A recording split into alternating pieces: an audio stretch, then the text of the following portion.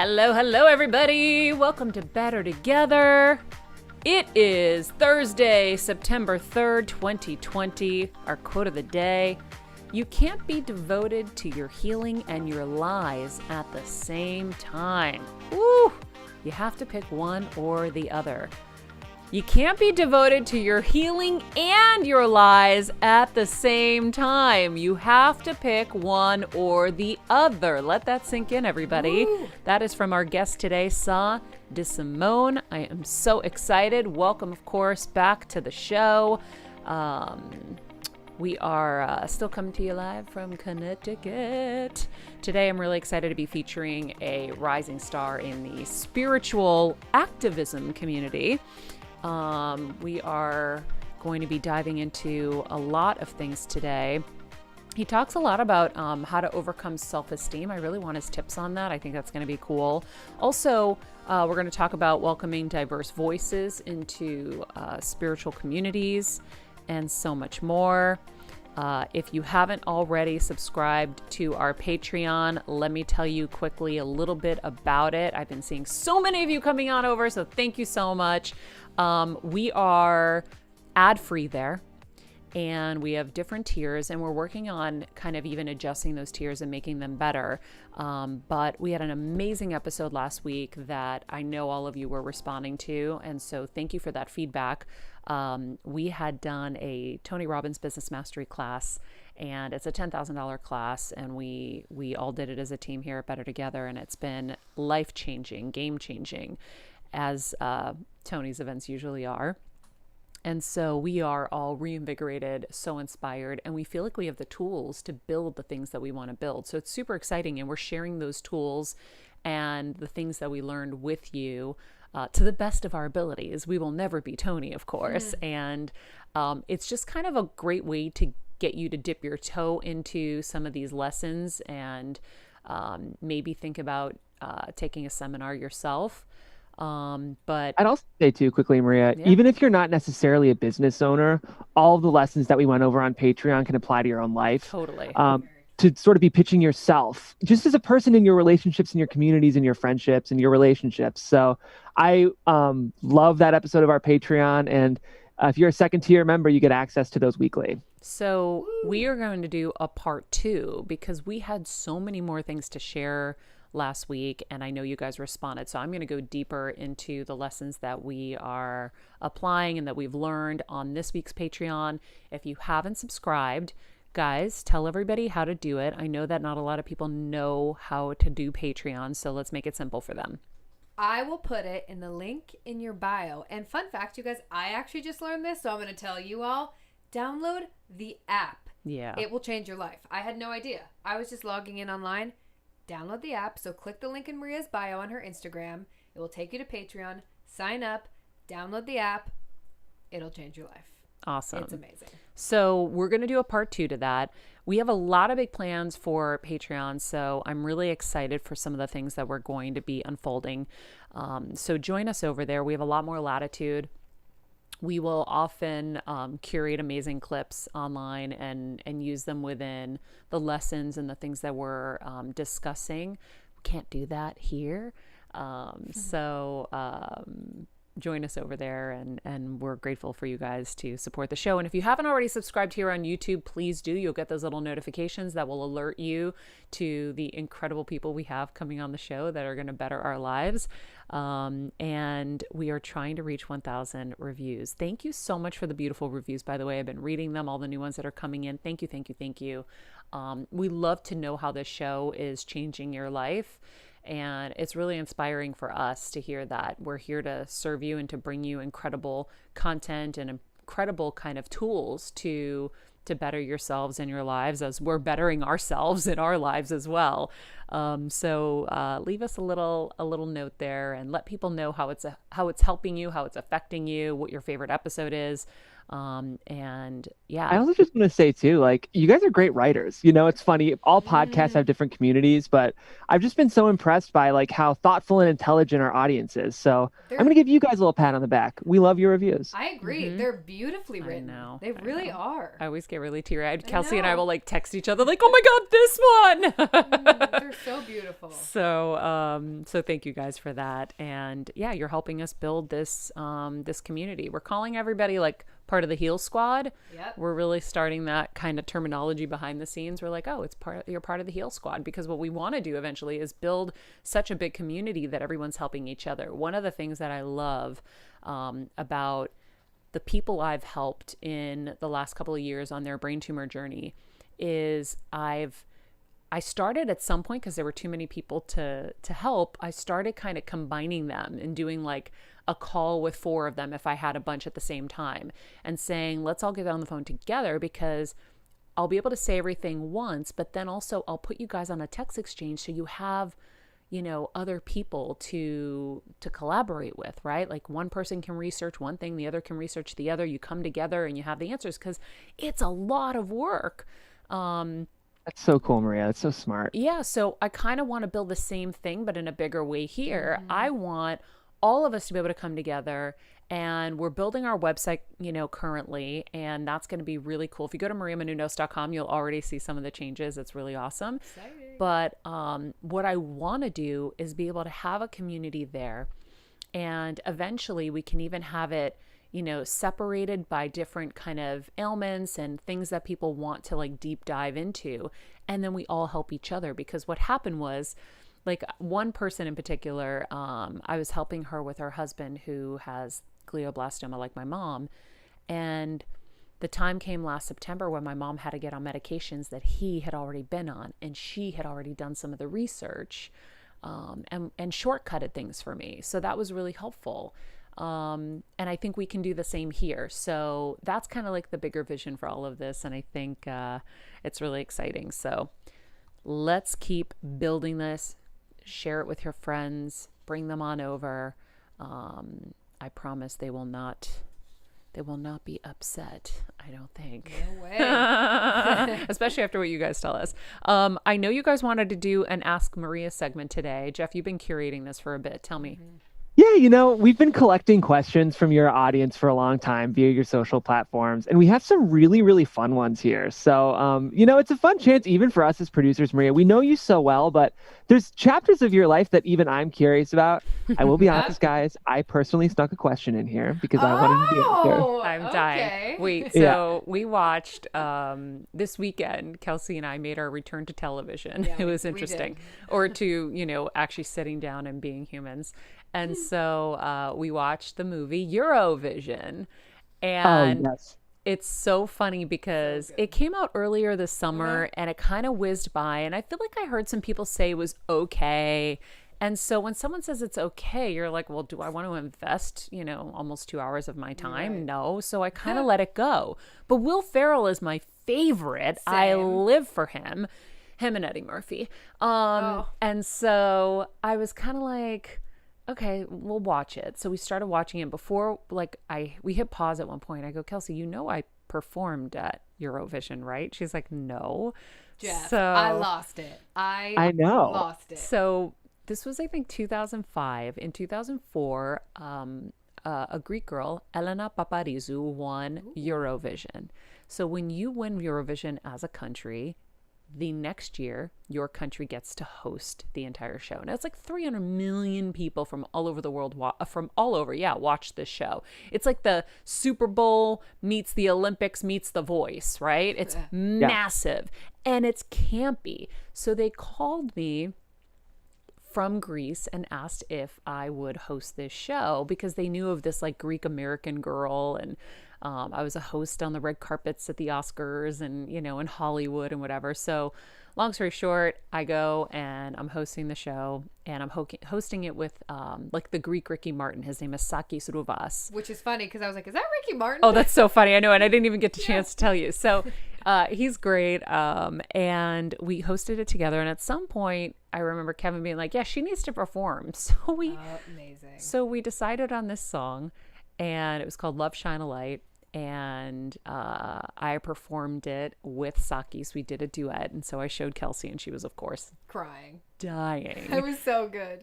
If you want a deep dive, it's in my Instagram. It's like probably a year ago. We probably should have pulled a clip, but I didn't think I was going to talk about that today. We'll find it and we'll put it in the summary of this if you are curious to see. Maria has pipes, which I've always known. Like when you joke sing, you're even good. But I was like, dang. Thanks, Kels. Yeah, It was impressive. For I me, told her, though, it was seeing you fly in on these bungee cords. So I had it was actually a really fun project. I got to build your reel last year, and it was this chance for me to just like unpack the archives of who Maria Menounos is in this incredible career. All of a sudden I see you in this beautiful yellow dress, just like flying in on these bungee cords. I'm like, what? Yeah. Maria did this too. So I'll selfishly go with my question first. What was that like being hundreds of feet up in the air on bungee cords on Eurovision? Absolutely terrifying. So I remember they were going to have me from one corner. It's the Olympic Stadium, by the way, that we hosted this in. So in Greece. So I'm on one corner, Saki says on the other, and they're going to like fly us in and we're going to meet on the stage. Every time we did rehearsal, I would tell Kevin and Meredith, who was my assistant at the time. You've heard Meredith on the show before, guys. I'd have them wait underneath me. I'm like, can you guys wait underneath me to catch me if they drop me? I'm like, what if someone takes a cigarette break? Like, Europeans are so much more chill and lax. I'm like, what if someone takes a cigarette break and forgets me and then they drop me? And so I would be like, Kevin, just sit under there to catch me. And it just made me feel better to know he was in proximity. Oh. So, yeah, it was pretty terrifying. Actually, it's really, really high up. And, you know, I will always push past my fears. And so I think that's like fun, right? Like I always say, living is in that middle part of when you're like absolutely terrified to when you cross over and you're like, oh, I did it. So I like that. I'm addicted to that feeling. And yeah, it was pretty terrifying. Pretty terrifying. That. I love it too. I told Kels, her, this one will be fun for you. Oh, I didn't mean to interrupt. Kels, no, go it's ahead. okay. I was just going to say. Some of my hair looks were terrifying too, but that's another story. Oh, right. A fashion rewind on my Eurovision is really worth it. Oh my gosh, we should do that tomorrow. But I was telling her, Jeff, I said, Maria, I know you've done 1,000,001 things, but honestly, this is the coolest thing you've ever done. I was in shock. I was in awe. All right, let's get to a few quick questions because we've got to get to our interview as well. Woo. So I see one here. What's your favorite perfume? Okay, and it's Cat Pal 007. So my favorite perfume right now is C by Giorgio Armani. I have found that I really like that one. I have a really hard time with perfumes. I like them in the store, and then when I buy them, I hate them. I have so many, and I feel like they never stay. Like I put it on, and it's not like C was the first one I got complimented on, so I kept it. Basically, there you go. Because I'd put this stuff on, and nobody would ever smell it, and I couldn't smell it on myself. So I'm like, what's the point? And so yeah, C, señorita. C. Let's see, top 5 TV series. Ooh. If you the Silva Twins, the Silva Twins on TLC, 90 Day Fiancé, and all of the 90 Day Fiancé franchises. What's that one that's like on that we love, Jeff? That drama with like all the media moguls. Succession. Yes, Succession. Yeah, incredible. I do love Ozark, but it's not like my favorite, but I do love it. I'm trying to think. It's really hard to remember. Oh, Better Call Saul. And you also love, what's the cartoon one? Oh, Rick and Morty. Yeah. Yes. And South Park. And 60 Days In. Come on. And 60 Days In. Yes. Okay, so there we go. Oh, man. How was it being on One Tree Hill, Amira Lynn? One Tree Hill was a much needed escape at the time and so much fun.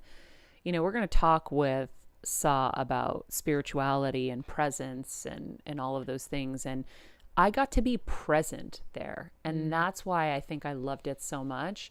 It wasn't like the acting part as much as I realized that when I would get to go act, the kind of underlying thing there was I didn't feel like I had that like I could do it in my sleep. So I had to focus so hard that means I had to shut everything else off and just focus on that. And I think that's why I loved it so much. It wasn't the acting, it was the kind of camaraderie in the team feeling of a production, but really it was I could be present. I wasn't multitasking and doing a zillion things at once. I think that we all have forgotten what that probably feels like to have a singular focus.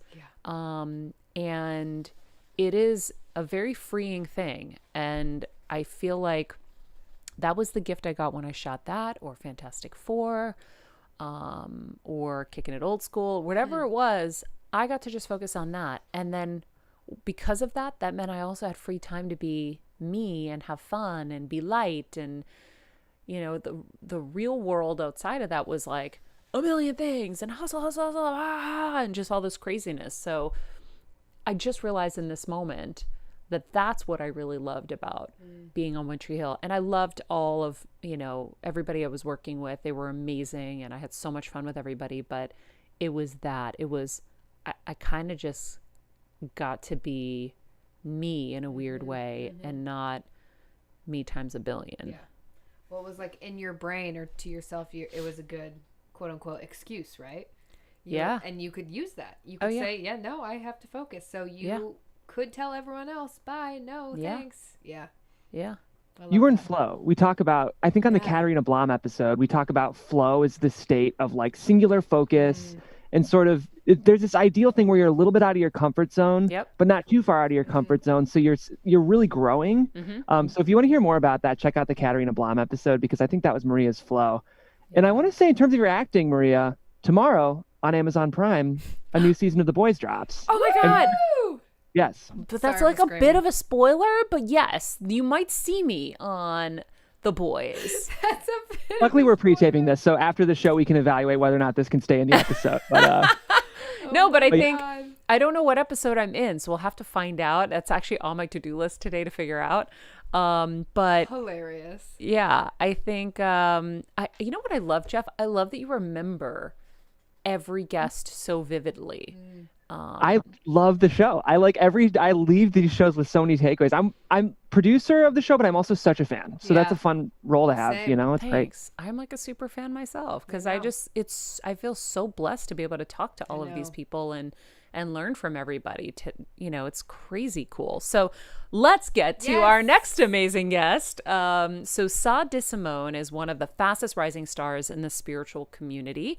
After a journey to Nepal in 2013, he developed a revolutionary healing approach, blending ancient tantric Buddhism and modern contemplative psychotherapy, served with a twist of his trademark sass. So since then, he's been endorsed by heavy hitters like Deepak Chopra, Sharon Salzberg, building his own community of passionate followers that he calls his spiritually sassy community. Guys, I can't talk today. Sorry. Maybe I needed more coffee. But Sah is here today to help us remember that spiritual transformation is for everyone, and he has tools to help you get there. Hello, Sah. Hi, gorgeous. Good to see you. Thank you. Hi, everybody. Good to see you. Let's start with your story, because your story is such a huge part of your kind of journey to enlightenment, and I'd love for you to share that with our audience. Well, not to enlightenment, but to feeling a little bit better. To better get, enough that I can help other people. Yeah. After I said that, I almost corrected it, and I was like, well, I mean, we all know no one's fully enlightened, right? But That's we're right. always on the path to enlightenment. We're trying for that, right? That's right. Yeah. I mean, I've been in the presence of quite a few radical saints who you clearly know that they've touched base with something far out. And, some will call them enlightened, other will call them, whatever language works. But I've been in the presence of a few people. This is kind of like what sort of set me off too. It's the quality of someone's presence alone, being able to like change the quality of a room. Being in the quality of someone's presence where you feel safe and relaxed, that was like, oh, honey, there's something here for me. So the story sort of started in 2012. Backtrack a little bit. In When I was 23, I started a fashion magazine called Bullet with a few friends. In 2012, I was about turn 28, and I had a falling out with my friends. So I got bought out of the company. The betrayal that happened sparked all the stuff that was sort of under, under the current of like what I was, living out. Depression, anxiety, addiction, all that stuff started to bubble up to its fullest extent. And that's what set me off to then a year later, spring of 2014, to go to India on a one-way ticket. And, here we are. And it was a 10-day silent retreat that sort of opened the door for me. And during that 10-day silent retreat, I heard words like, we have basic goodness. I have really loving parents, and I've gone through quite a bit of hardship, with my queerness and stepping into that. But I haven't heard that word. You have basic goodness. Everyone, no matter their past, they are innately good. I had grown up thinking that some people were bad, other people were good, and other people were even better. This idea of privilege, how some people have this innate qualities and others don't. And then we meditated on death for 3 days. And that was a huge, massive transformative experience for me, to sit with my mortality. Although I had already contemplated suicide, but to do this in a safe environment was something that I have never done before. And then later that fall, I went back for a 30-day meditation retreat. And that's when everything just sort of like, whoa, opened up. And what really set me off, it was my inability to forgive. I had no idea how to forgive my business partners, how to forgive myself. And I had started to get into meditation and mindfulness and dabble into yoga and Buddhism, Kabbalah here and there, and a variety of different ancient, modalities. And it was all, guiding you to be present. And every time I would sit down to be present, my mind would go straight into the past, ruminating, catastrophizing, replaying the nightmare over and over and over again. So the inability to forgive, if anyone asks me, what started your path? I would say, I had no idea how to forgive myself or other people. So that's what really set me off to go on this journey. Wow. 10 days in silence when you're kind of just being introduced to this whole world must have been challenging. It was extremely challenging, especially in a foreign country. But I just, that little whisper from our hearts, like you're at the right place. So often when the mind is so busy, we can't hear the whispers of, our inner knowing guiding us towards the next best version of ourselves. But I just knew I had to be there. And it was, meditating for like 8 hours a day and have 4 hours of lecture. It was a huge edge from meditating for like 5 minutes back in the States and then jumping into this. But it was exactly what I needed. My goal was to go down to South India and study with different South Indian gurus. But my dad, this is some of the stuff you can't explain, right? My dad walks into the house and says, Sah, you should go up to the north of the Himalayas and you should study Buddhism with the Dalai Lama. And I was like, excuse my language, can we curse in the show? Yeah, sure. What the fuck? Like, what the fuck do you know, honey? Like, what the fuck do you know about where I should go to study spirituality? And he just knew. Wait, your dad's from Brazil, right? That's right, yeah. And did he know anything about meditation or anything about any of this world? Not in a sense of where like he sits and studies, but I speak to this often. When we are tapped into the flow state, we are in communion with life. We're saying things and for the first time, we're hearing ourselves, we're surprising ourselves, we are thinking beyond logic. And I think it was one of those moments, Wow. Yeah. Oh my God. You just articulated something that just connected so much because sometimes I'm in flow and I'm like, where did this stuff just come from? That's right. And that's what I think all of the spiritual work, all of the stuff that we're doing is supporting us to live in that place where we're constantly surprising ourselves. We're constantly like tapping into this like infinite well of wisdom that lives inside all of us. And wow. So your dad just was in flow and he knew? He just knew. He just knew. Homie just knew. Walked in and said, "You should go there." And I was like, "Okay." I followed it, and I went, and you know, and but little did I know that years later I was going to come back and write books and really help people with all the tools that helped myself. I started this purely selfish. I was in a really dark place, Yeah. performing in New York City with the magazine, performing really well.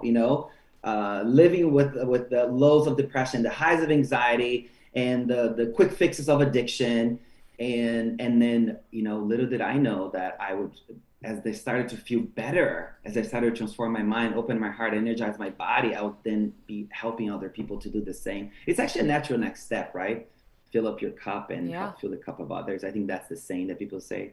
That's what I'm doing here too. It's so funny. Yes. And I just heard about your story, and thank you. Thank you so much for living out so fully. Oh, thank you. You said Yeah, something though well, that's interesting. You said I was performing, and I want to make sure that the intent behind the word is clear to everyone listening. that's right. That's right. Explain that. Performing is performing a role, a coherent role where we are not being vulnerable. We're not letting our masks down. We're not, and I'm not talking about the COVID mask. We're in a pandemic right now, if you're listening to this. So we're asked to wear masks. But I'm not talking about that. I'm talking about the psychological masks, Hmm. the stuff that we have to put on to pretend that we're okay, to pretend that we like certain things, to pretend that we like our jobs, pretend that we like our friends. That coherent act of performance, that's what I'm speaking about. And constantly having to like resurrect old versions of ourselves to fit this connection to this person. Does that make sense? I want you to deep dive a little bit into dipping into the past. What do you mean by that? So, like, for instance, we have friends in our lives that we've known for a long time. And as we start to progress on a spiritual path on our healing journey, right? Some of them will follow up with us, will keep up, and will continue to transform. And others will sort of, fall away because we're not curious about the same things. We're not moving towards the same thing. We're not wanting to do the same things we used to do. Hmm. But sometimes when you are hanging out with those people, I'm using an example that's very real in my life right now. But this happens. As you just start to like change yourself just a little bit. And so you ended up hanging out with these people, right? And you ended up having to unintentionally resurrect this old version of yourself to fit Yes. their view of you. And that's what I mean. Does that make sense? Yes, yes, yes, And it's very yes. difficult. It's very difficult because we recognize that the true nature of life is change. It's transient. We're all completely transforming every single day, every single It's morning, every time we growth. go to sleep. But I think it's difficult for us to see other people transforming and being open about it, transforming and thriving in that transformation, being able to navigate the highs and lows of healing with a smile on their face. It could be quite triggering for people. So Yeah. as you're transforming, setting some sort of boundaries with who you spent time with, and although the name of the show is Better Together, which I'm completely, I think that's the direction to go. Sangha in Buddhism, it's very much rooted the importance of the spiritual community to help us to elevate and go to the next level, have a sounding board, a mirror to each other. But I think at the beginning, I had to take some time off from everything, everyone that I knew, all the people who were around me, as I was like Yeah. rebuilding myself. Yeah, I wonder, that's actually such a cool topic to dive into a little bit because, I've gone through it where as I evolve and as I've grown, you know, different people didn't grow with me and didn't fit into my world because now I'm doing different things. It's just it doesn't mean they're a bad person or I'm a better person or anything like that. It's just we're not on the same page with things, and so we're not going to have a lot of connection points. And so I always kind of say, like, okay, this person's like in cousin status, like you're my cousin, like I love you, we're connected, but Yeah. we're not going to be spending as much time together anymore because I want to be around people who are I'm going to learn from, and I don't want to constantly be in that position of having to be my old self or even just having to constantly teach or whatever. That's um right. and so, but what happens is when you go on that growth pattern and you're young, and we have a wide range of ages that listen to this, it's hard because they want to pull you back. they want you to stay here. And so they'll start to feel triggered, and they'll say things like, when you offer something or you tell them you had this a great experience with something, like, yeah, that's not for me. Or that's, they're very triggered, and it's so obvious. So will you give people advice on how to kind of set your boundaries and not be dismissive of people, right? Because we don't want to hurt people as we're growing either. It's kind of like, it's just a challenging little moment. And I know so many people are going through it right now. Well, thank you for that. That's such a beautiful question, such a necessary topic to dive into.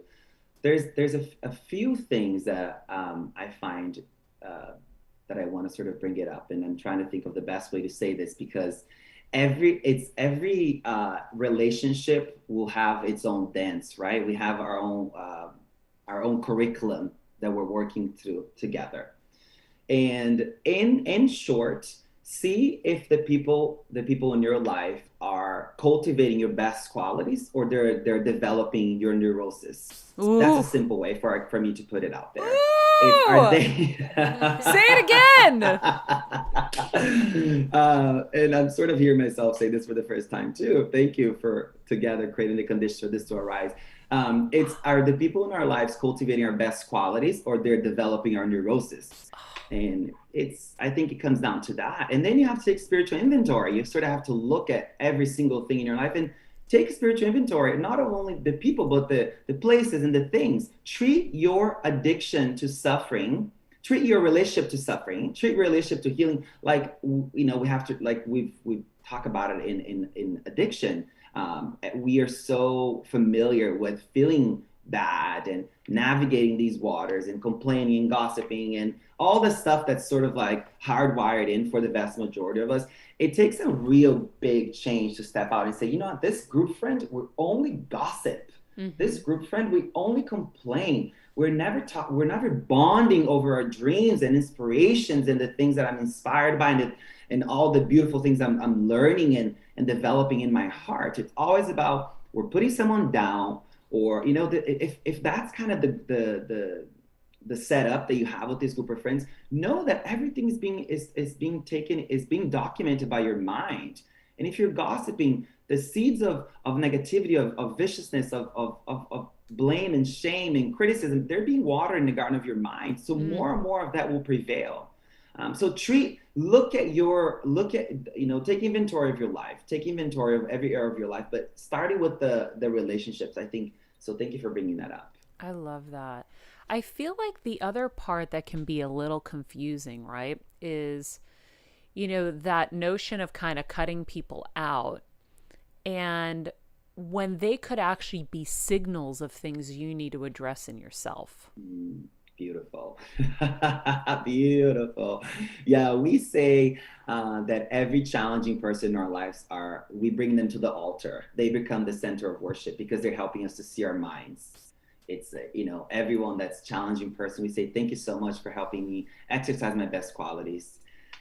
But again, there has to be a point where enough is enough. And you can't heal trauma where you were traumatized. You have to take a step back. You have to recalibrate. I had to go, I'm not saying you need to go all the way to, to the Far East, to India, Nepal, Indonesia, these places. You just, I think you have to take a step back and know, can you rebuild yourself enough where your relationship to stress and to your triggers is a little bit different, where you actually have a little bit of witnessing, where the trigger doesn't arise and you immediately wear that old dress that doesn't even fit you anymore, and you operate from there.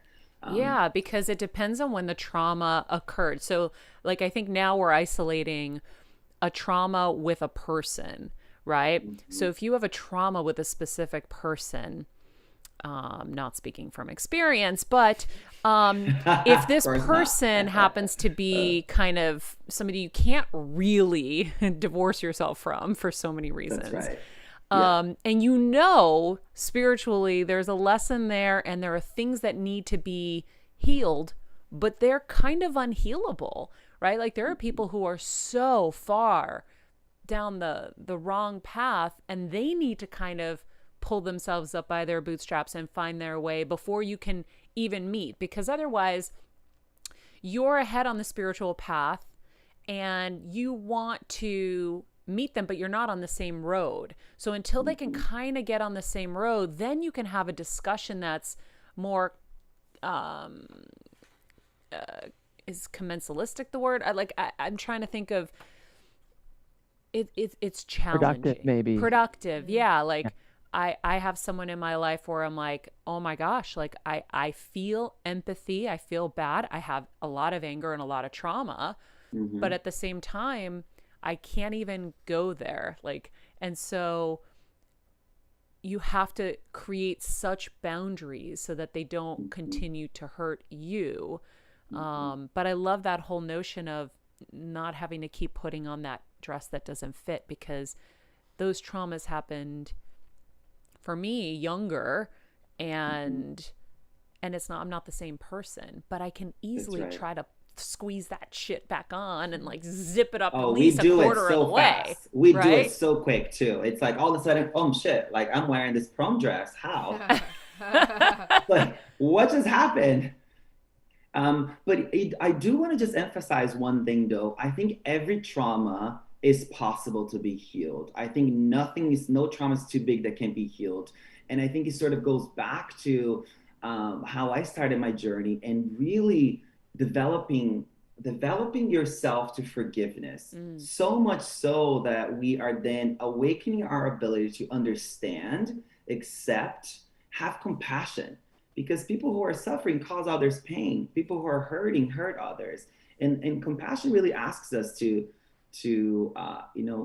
really look at their pain as the collective pain of the world, right? As part of our own pain.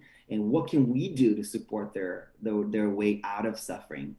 So it will ask us to over and over and over again forgive, and to the point where what would be inflammatory for our system no longer is. What would flare up the old ways of thinking and feeling and reacting and speaking and doing things will no longer have the same reaction. So it's a commitment to forgiveness. It's a commitment to it doesn't take away responsibility of people who were involved in the trauma, but it gives you an opportunity to stop the cycle of pain. And that is the choice on the spiritual path, is to constantly choose the path of wisdom, of freedom, of love, of joy, of compassion. And that's the high view, right? It's really asking you to continuously, and at some point, I always have to go back to that, because every situation is very tender and very specific for everybody, and every trauma, the weight of it for me might be a 5 and for you might be a 50. So I won't know. But it's important for you to work with forgiveness. I think to heal any trauma, forgiveness is the first step. And relearn how to breathe, have a practice of dancing, a practice of concentration of the mind, like a meditation technique, stuff like that. You know what I mean? Where you're dancing with your triggers in a complete, and I'm metaphorically speaking, you're dancing with your triggers in a completely new way. And every time the flare up happens, you learn something new. And, but then there is that sort of necessary point of in all of these ancient, mystical traditions, to take some time to sacred alone time, like rebuild yourself. You can take 3 days away from the difficult person, or maybe you can take 2 weeks, or maybe you can take a week, or maybe you can take a month. You don't need to go off in this whole, few year pilgrimage. You don't need to do that. Just find what works for you, but take some time away to see your piece in the puzzle. What am I bringing to the experience? Be responsible for your piece. I think it's when we are affected by trauma, it's the conditioning supports us, and don't take this out of context, but it puts us in this victim mindset where we are utterly and completely blaming the world for how we feel and what happened to us. And then the spiritual path, I'm strictly speaking from my own interpretation of Vajrayana, which is Tantric Buddhism, and my studies of contemplative psychotherapy, holistic nutrition. So it's purely my own interpretation, right? But it really does ask us to recognize what happened. Okay, that was fucking terrible. but do I want to live like the victim for the rest of my life? Or do I want to transform this pain into my mission? Do I want to transform this pain into something that could help myself and other people? You know, I think it really puts you in that position of like, am I approaching life through a victim mindset? Am I constantly blaming the outside world for my internal season? Oh, okay, I have two questions. I wrote down the second one so I don't forget it. But going back to the notion, and we've talked about this before, that, you know, it's like, if you believe that, you know, there were agreements going into this lifetime, right? That certain people are going to arrive in your life for a certain purpose. That's where you get the, oh, thank you, you know, sir, for coming into my life to bring me this grief, because this is the lesson that I'm going to need to learn. Like they sign up to be the bad guy in your life. So you have to have empathy for the fact that they had to choose the tough role, and they're coming in to show you something. So knowing that, so good. So how do you then say, oh, well, you are not healthy for me, so I'm going to cast you aside and go on with my merry way, when the truth is they're there for a reason, right? All of these people like are around for a reason. And when you start cleaning up, you're like, okay, that's the thing we're supposed to do. But is it? I don't know. What is the right way to proceed? Well, there's a couple ways that we can do this. I think we often are trying to work on this one specific, really high, you know, really textured trauma, but we're then operating on a different way with this person and that person and this person. What I always say to people, it's like this: if you want to have compassion for the real textured trauma, the crunchy, high one, the really difficult person, but you're treating the woman at the grocery store without care or tenderness, or even, you know, the fleeting thought in your mind that this person has the same potential that you and I have to be happy and to be free of suffering. You're running over a homeless person to get to your yoga class. You are not returning phone calls. You are not being of support to your community. You're tossing trash on the highway. If you're creating this whole, you know, you see where I'm going with this? You have this entire environment of unskillful actions, but you're doing your best effort with this person. That's not enough, my love. That's not enough. We have to bring the same tenderness and care and loving and compassion that we're trying to bring towards this really difficult motherfucker right here, towards everyone. That's the only way to transform. But what if you're doing all the good things with everybody else, and to this motherfucker, you're an ice cold bitch? What? Because you just don't want any more pain. So you're like, stay at your 20-foot distance, sir. That's right. And what I have to offer, I love that. And what I have to offer is that will happen naturally. Like, the consequence of all of your good actions will support this to fall away naturally. Ooh. But the problem that I see oftentimes is we're seeing our coach, our therapist, our shaman, our healer, or whatever, and we're working on that one thing. But we step out of the healing session, the person that's in front of you in the line, you're like, excuse me, honey. You cut the line, you do this, you don't tip, you don't exercise your generosity, your wisdom, your love, your compassion, your joy in any other area of your life, except for the people who are nice to you, except for the people who are kind to you. That is the problem. Now, if you're doing all these other delicious, amazing, supportive, and skillful things in every other area of your life, this is the proof in the pudding for me. It's that person in this relationship, this karmic curriculum that we have, that will fall away naturally, because we're going to have a radical change of perspective. This person will no longer be seen as bad. We're going to see somebody that really didn't receive the same amount of love that they needed, didn't get the amount of care that they needed.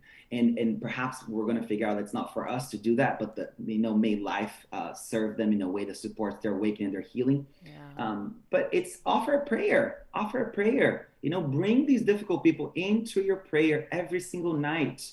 It's how I close the day. We have to, and I've said this about people in our government. I said, let's pray for this person. Let's bring this person as our object of focus for today. And people are really flared up about that. And I'm like, honey, if we can love somebody who's in complete pain and agonizing themselves and the whole world, what is the purpose of the spiritual path? We've missed the plot.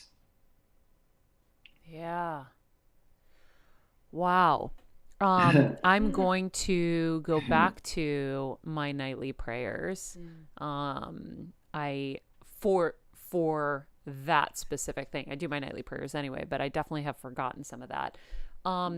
So how do you transform, right? How do you forgive truly?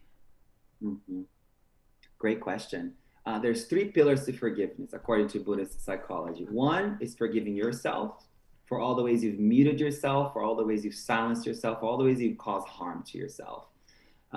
That's step 1. Step 2 asks for forgiveness for all the ways that you have intentionally or unintentionally caused pain and suffering to other people. And then forgive the motherfuckers who've caused you pain. So it's the 3 pillars, of forgiveness. And there's a variety of ways of doing this. One way you can do it with your eyes closed. If the trauma is too textured, closing your eyes is going to re-traumatize you. Stay with your eyes open, right? Write letters. That's what I did for a couple of years. Saturday was a forgiveness ritual day. Write the letters towards yourself, towards other people, and then ask for forgiveness. Do the 3 pillars of forgiveness over and over again. And you're going to know when healing has taken place, when the memory visits your mind and you're no longer taken by it.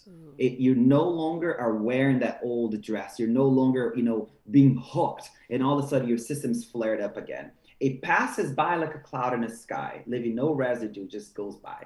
Oftentimes when we haven't amended, when we haven't transformed our relationship to traumatic memories with forgiveness, I say a psychological gag reflex. You sort of like are pulled back into it, and there's a residue that you experience.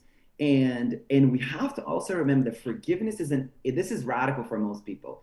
This forgiveness is an independent process. We're doing this to change our relationship to ourselves, to parts of our own mind. We're not forgiving. So oftentimes when something traumatic happens, we're trying to go to that person that we co-created that experience with. And we're saying, unless you forgive, please forgive me, or I forgive you, or any variation of this communication. If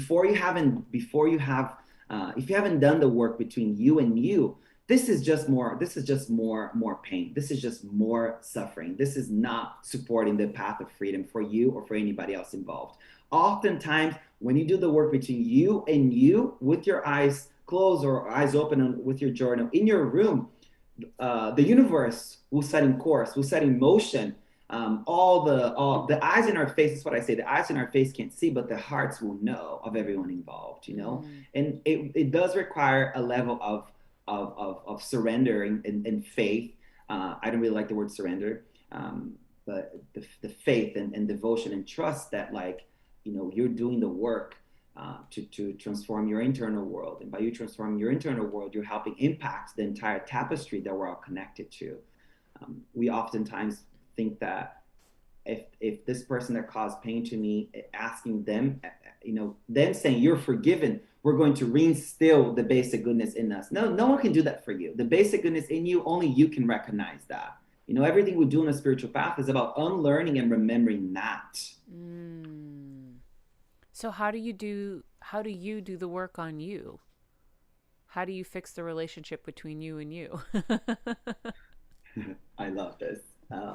It really is about you being responsible for the life you've lived, for all the ways you've caused yourself harm, for all the ways you've caused other people harm. And it's being really honest and doing it in a safe place. I've done it on my journal over and over and over again. And after I finish writing these letters, I will burn them as a means of transformation. I love and that. Then using a meditation practice, to the point where, and then here's the other thing that I've done. And or sometime last week, I was giving an interview about forgiveness, because it's really what set me up for everything that I'm doing today.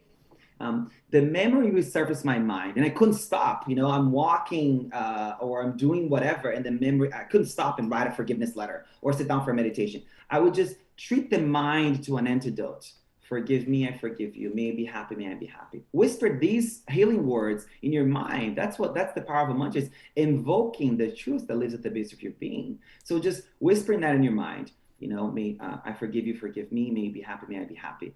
It takes you a millisecond to do that. And notice, the more you do that, what you're doing at the base of your being, at the garden of your mind, you're watering the seeds of forgiveness. You're watering the seeds of acceptance. You're watering the seeds of compassion, of love. Now, when the memories surface your mind and you quickly distract yourself, or you quickly run up to do whatever, and you're not able to, in that very moment, witness, recognize, treat the mind to an antidote, you're watering the seeds for more distraction, for more unskillful behavior to arise. Does that make sense? Yeah, absolutely. So Wow. that's a little something about forgiveness. I love it. I love it. I love it so much. I know you're working a lot on inclusion within the spiritual community. Will you talk a little bit about that? Yeah, thank you for that question, my love. It really, I was talking to your producer a couple days ago about I became tired of having to drag my throne to every table, of having to carve my way into every table. This I'm talking about even far out in the Himalayas. I was tired of that shit. I just said, you know what? I'm done with this paradigm. I'm done with this curriculum. just going to create my own table. And in this table, we're celebrating all the people who have been told they're too much, you're too extra, too queer, too flamboyant, you're too anything. This table is for all of us. In this table, you're celebrated, you're adored, you're loved for that extraness. Now let's turn that extraness into ways of creating a positive impact into the world. And of course, the table is big enough for everybody who's always wanted to be fully self-expressed, but they were told that you can't do that. You're not enough. Not for you, honey.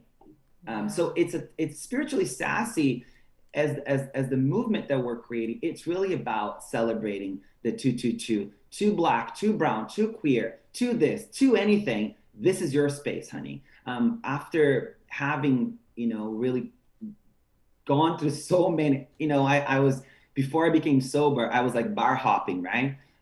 Over and over again. And then when I went on my healing journey, on my sober journey, it was like monastery hopping. And even in these high places where people were technically, supposed to, we're all there for the same reason, to heal, to transform, to be kind, to exercise kindness, right? We're at baseline of the place. And you find these microaggressions, these looks, all this vicious stuff that you're like, what the fuck, man? I'm here to like transform. We're here to be better together, but it's not working. And slowly, I had to just like continue to like roll my shoulders back and not play small, because I needed to fit into what they wanted, what worked for them.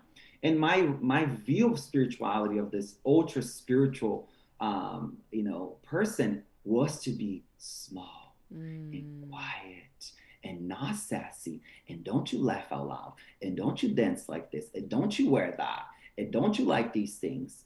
And don't you speak like this. And don't you make people laugh while they're healing. Don't do that. That's not healing. I'm like, there's something off about this.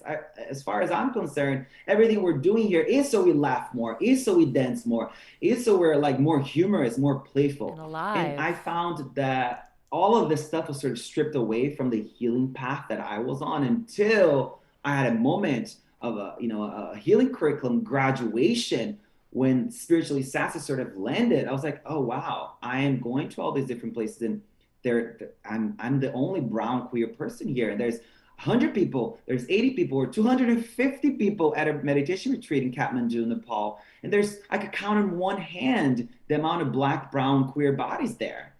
That's really it's not wellness for everybody. It's wellness for the privileged few. And I found that throughout writing this book, I got pushed back from people saying some of the stuff is only it's only for people who can come here. And I'm like, fuck that. This is for everybody, honey. So spiritually sassy, my whole mission is for everybody who never felt safe because they didn't have models. The person who was teaching them didn't look like them, had no context for queer, black, or brown trauma at all, could never understand that experience, the texture of that experience. So, and I'm not saying that I do either, but I have, lived in this, navigated the world like this, as a queer brown man, and it's really supported me to understand just a little bit more of the texture of this kind of trauma, and then speaking from that place, right? And it's been a very interesting experience for me, because both my brother and sister are white passing and heteronormative and cis.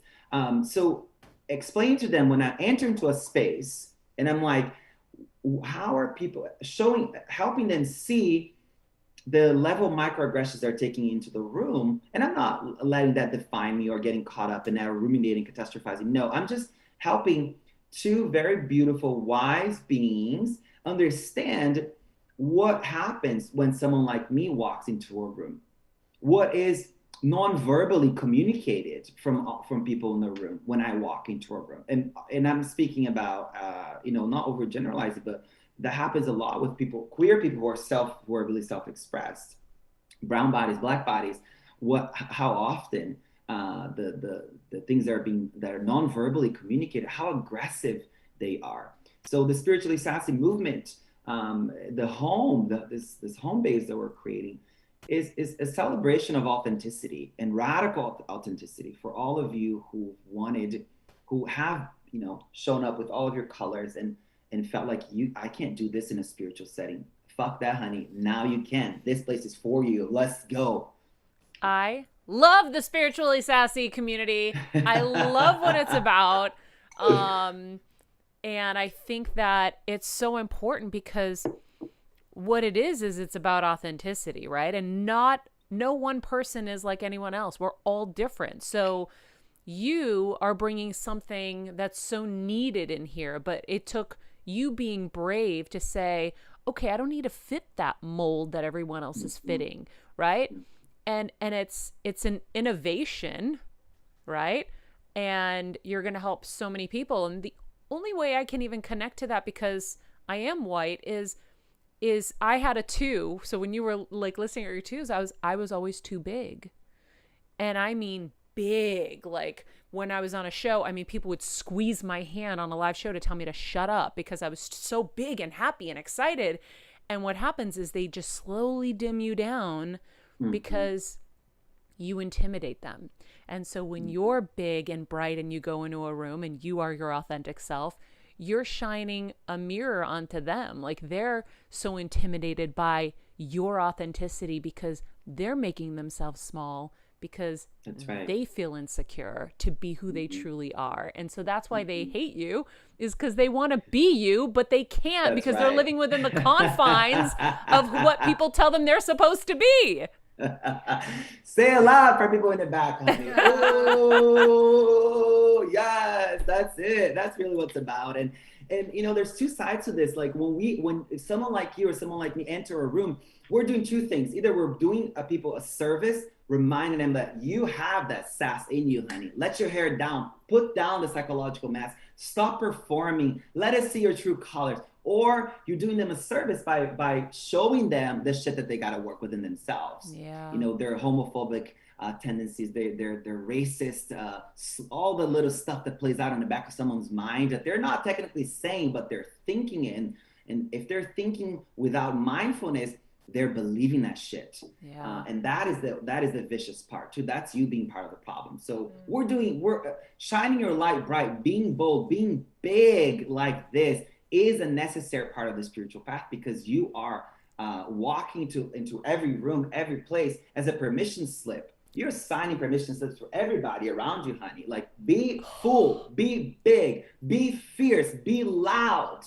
Ain't nothing else to life than that. Be you. What happened to you? Because some people aren't big and bold. They're bold in their way. It's just about being you, whoever you authentically are.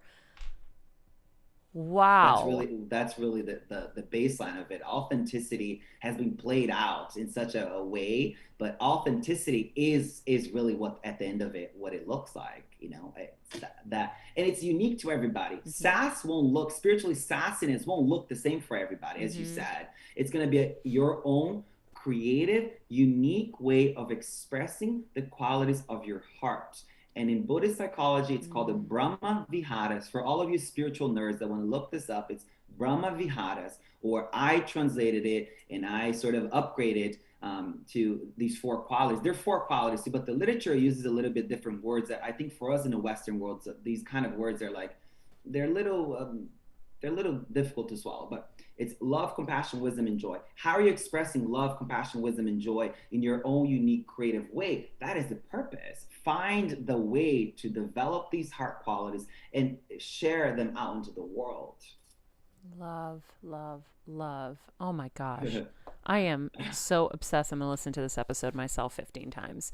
Oh, honey, I'm living for you. Together, we're creating these beautiful conditions for all this amazing stuff to arise. Okay, we need to host a show together. I love you. I love you too, sis. We're going to make that happen. So Sah's book, Spiritually Sassy, comes out September 22nd. It can be found anywhere books are sold. Everything you need to know about Sah can be found on his website, www.myhealingally.com. Ally. Why can't I read today?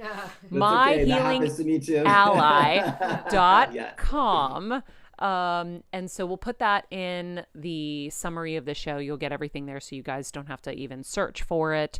Sah, I would love to have you back on very soon. I can't wait to read the book. And I am just so excited. This was such an important conversation, I feel like, for all of us to hear. And thank you for being you. Oh my goodness, thank you. I'm so honored and grateful. Thank you, everybody. And everyone listening, just remember, you have a mission, you have a purpose, you matter, you have value. And your value is not circumstantial, it's unconditional. It's there because you're there. So let's live, honey. Let's live. Yes. Let's live. The category is live, honey. Cool, live. Okay. Yes. Okay. Love y'all. you. So good to talk. Thank you so much. Thank you. Oh man. How do we do it every time, guys? I am obsessed with him.